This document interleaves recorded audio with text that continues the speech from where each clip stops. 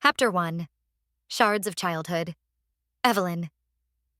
Castor remembered the sound of glass shattering more clearly than she remembered her father's face. She had been 11 when it happened, the day the foreman nailed the red foreclosed notice to the door of her father's workshop. The men who came with him were polite but merciless, and when they dragged the last of her father's tools outside, a crate of blueprints fell, scattering across the gravel like broken wings. Evelyn had bent to gather them, her hands trembling, and that was when the bottle slipped from her father's grip. It fell in slow motion. A half-empty beer, crashing against the ground.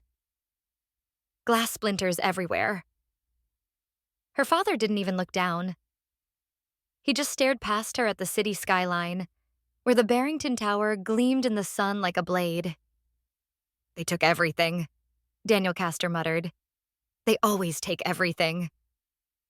That was the first time Evelyn had heard the name Barrington. By the time she was 20, she understood. The Barrington family, Valoria's untouchable dynasty, had ruined him. They had manipulated contracts, underbid him on deals, and left him with debts he could never repay. When he died, he left Evelyn nothing but a stack of unpaid bills and the bitter taste of vengeance. She did not cry at his funeral. Instead, she stood at the back of the church, studying the way light fractured through the stained glass windows. She thought, glass can be fragile, but it can also cut deep. That was the day she decided to become an architect. Chapter 2. Marcus Hale. Marcus Hale was the kind of journalist who still carried a notebook, even though his editors told him no one used those anymore. He liked the weight of it, the scratch of pen on paper, the permanence of ink in a world obsessed with screens. Once, he had believed he would win awards for exposing corruption. Once, he had thought the truth mattered. Now, at 32, he was writing puff pieces about celebrity divorces and top 10 rooftop bars in Valoria. He lived in a shoebox apartment above a noodle shop, drowning in the smell of frying oil and failure. And then Evelyn Castor walked back into his life. They had met in university.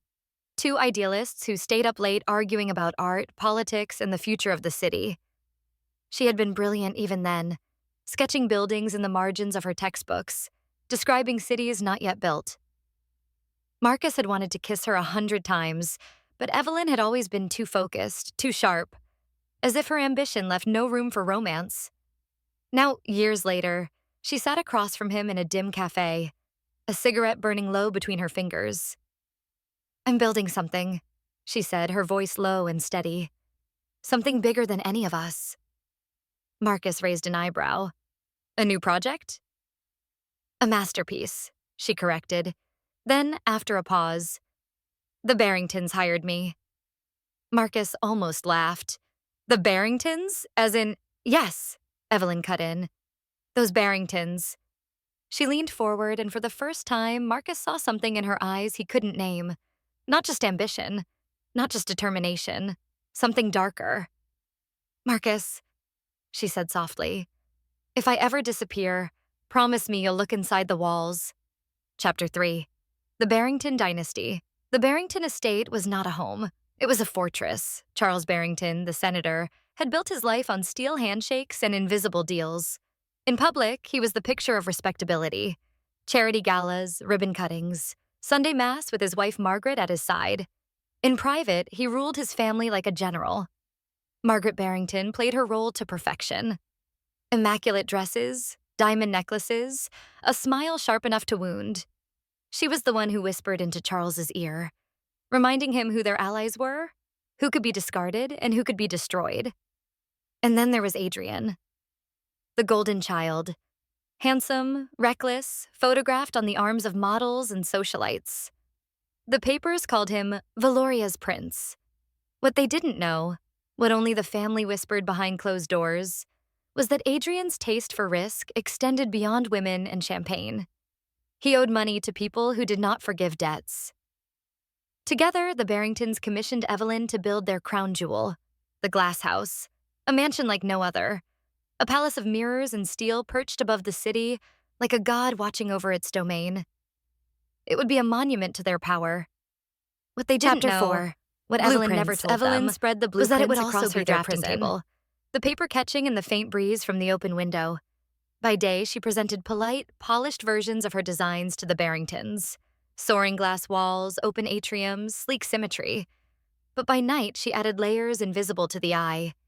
Hidden stairwells, false walls, corridors that led nowhere. The glass house would be more than a home. It would be a puzzle, a stage, a trap.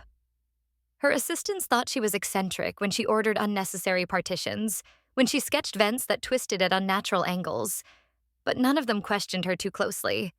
She paid well, and she smiled at the right times. What no one noticed were the annotations she scribbled in pencil on the edges of her drafts. Vault access hidden in East Wing. Corridor blind spot here. Perfect for surveillance. Glass tensile strength. Reinforced. Nearly unbreakable. It was a house designed to hold secrets. And at its heart, Evelyn reserved a chamber no one else knew existed. A room with no doors on the plans, no mention in the contracts. A place only she could reach.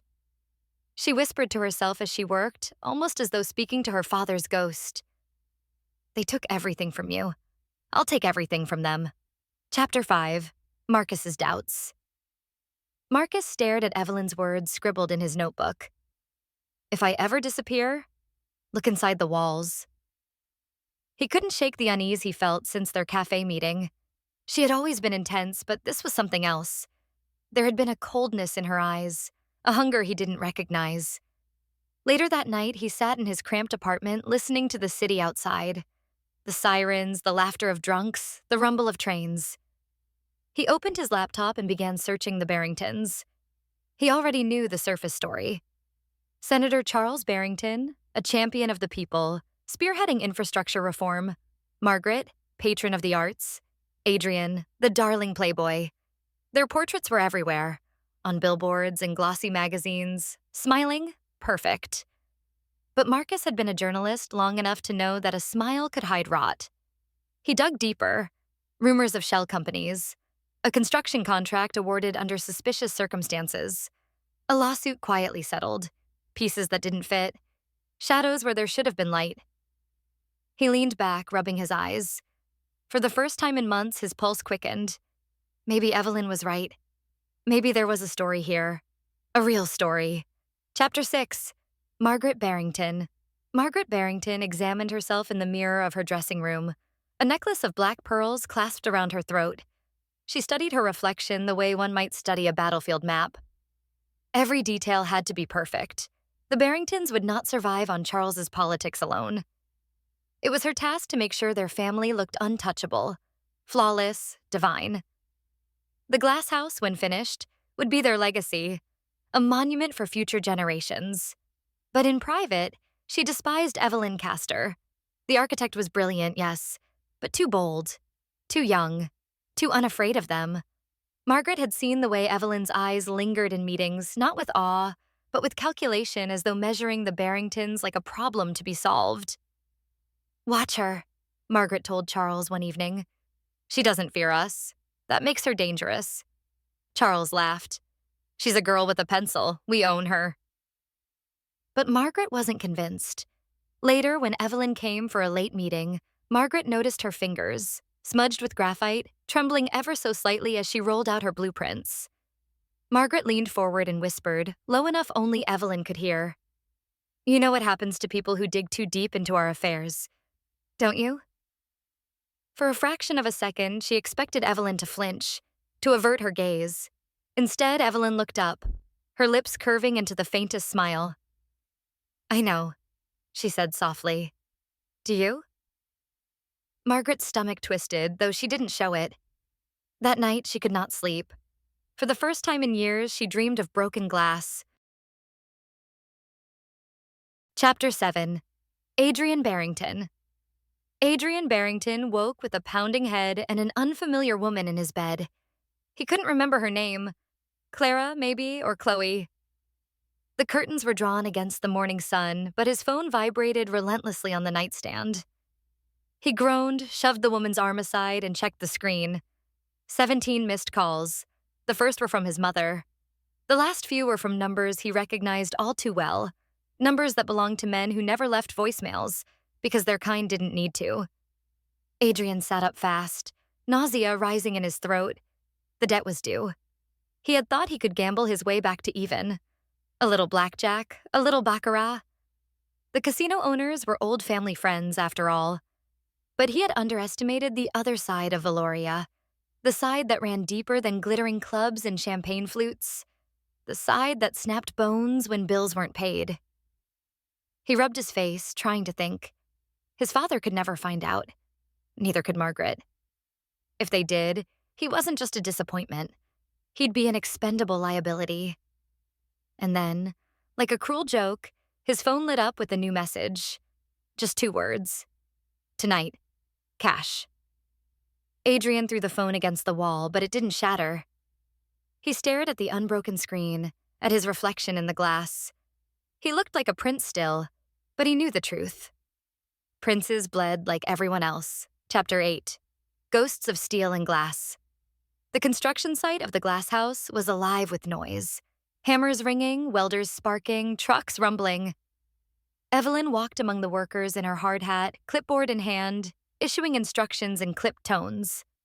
The foreman followed her, frowning. "You're pushing the crew too hard.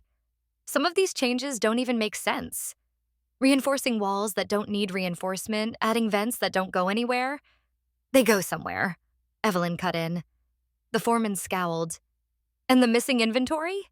We've had shipments of steel vanish off the records." Evelyn smiled faintly. "Check again. Nothing is missing." That night, when the crews were gone, Evelyn slipped back into the site. She moved like a shadow through the half-finished corridors, tracing her fingers along the walls that would soon gleam with mirrored glass. She paused at a hidden stairwell, her private passage winding into the earth. Concrete still raw, air damp and smelling of earth. She descended, one hand trailing the rough wall, until she reached the unfinished vault chamber. She stood there in silence, imagining the future. The Barringtons locked inside, their perfect masks shattered, their secrets bleeding out across the city. "Soon," she whispered. For a moment, she thought she heard her father's voice echoing in the empty chamber, but it was only the wind sighing through the unfinished ducts. Chapter 9. Marcus's Warning. Marcus met Evelyn again, this time at midnight on a rooftop bar overlooking the city. She arrived in black, hair tied back, eyes shining with a light he didn't trust. "You're hiding something," Marcus said without preamble. Evelyn raised an eyebrow. "Of course I am. That's what architects do. We hide steel inside stone, tension inside glass. Beauty is a mask, Marcus." "I mean more than that," he pressed. "These people you're working for, they destroy anyone who crosses them. If you dig too deep, I'm not afraid of them." "You should be." She leaned closer, and for a moment he caught the faint scent of graphite dust and cigarette smoke. "You don't understand. They're not the only ones who know how to play games. The difference is, Marcus, I build the board." He frowned. "Evelyn, what are you planning?" For the first time, she smiled. Not warm, not kind, but something sharper. "I'm planning justice." And though Marcus wanted to believe her, the words sat heavy in his stomach, tasting more like revenge. Chapter 10. The Dinner Table. The Barrington dining room was long enough to seat 20, though only 3 sat there that evening. Charles carved into his steak with the same precision he used in politics. Controlled, calculated. Margaret sipped her wine, lips pursed, eyes fixed on Adrian, who hadn't touched his food. "You look pale," she said coolly. "Too much champagne again?" Adrian forced a laugh, but his hand trembled as he reached for the glass. His father's gaze flicked up, sharp, dissecting. "What's going on?" Charles asked. "Nothing," Adrian muttered. "Don't lie to me." Margaret set her wine down. The silence that followed was heavier than any scream. Adrian finally snapped. "I said it's nothing. Can't you stop looking at me like I'm already a disappointment?" Charles's jaw clenched. Margaret's eyes narrowed. The tension might have broken the room apart if not for the sound of Evelyn's heels clicking against the marble. She entered quietly, carrying new drafts of the house. Her presence shifted the air. Adrian looked at her too long. Charles dismissed her too quickly, and Margaret studied her with quiet hatred. Your home, Evelyn said smoothly, rolling out the plans, is nearly complete. Soon, it will be ready for the unveiling. She smiled faintly, though her eyes were on Margaret. Every secret built into its walls. Margaret's fingers tightened on her wine glass until it almost cracked. Chapter 11. The Bridge. It was raining the night Evelyn's car was found. A sleek black sedan, doors open, hazard lights blinking, parked in the middle of the East Bridge like a warning. The police arrived quickly, dragging floodlights into the storm. No body. No witnesses. Just her purse on the front seat and her shoes neatly placed beside the rail, as though she had stepped out of them before climbing over. The report wrote itself. Exhaustion, pressure, the crushing weight of a career too young, too fast, another genius who burned out before her time. The Barringtons released a statement of condolences. The city sighed. The story dominated headlines for 2 days, then slipped into the churn of a dozen other scandals. But Marcus didn't believe it. Not for a second. He drove to the bridge himself, stood there in the rain, staring down at the black water. Evelyn was many things. Cold, calculating, ambitious. But she was not someone who surrendered. If you're out there, he whispered into the storm, tell me where to look. Lightning flashed across the river. And though it was only his imagination, Marcus swore the water reflected a face. Hers, watching him from below. Chapter 12. Inside the walls. Marcus sat in his apartment with Evelyn's laptop glowing in the dark. He had been staring at the encrypted files for hours, chewing the inside of his cheek raw. He remembered her words. If I ever disappear, look inside the walls. Finally, with a mixture of desperation and stubbornness, he tried again. And this time, the password worked. Her father's birthday. The files unfolded like a confession. Recordings of conversations with the Barringtons, sketches of hidden chambers, notes scrawled in her handwriting. They won't see the trap until it's too late. Justice isn't enough. They need to feel it. The house will hold them and the city will watch. Marcus's hands shook. She hadn't killed herself. She had vanished into her own design. The glass house wasn't just a mansion. It was a stage, and the show hadn't even begun.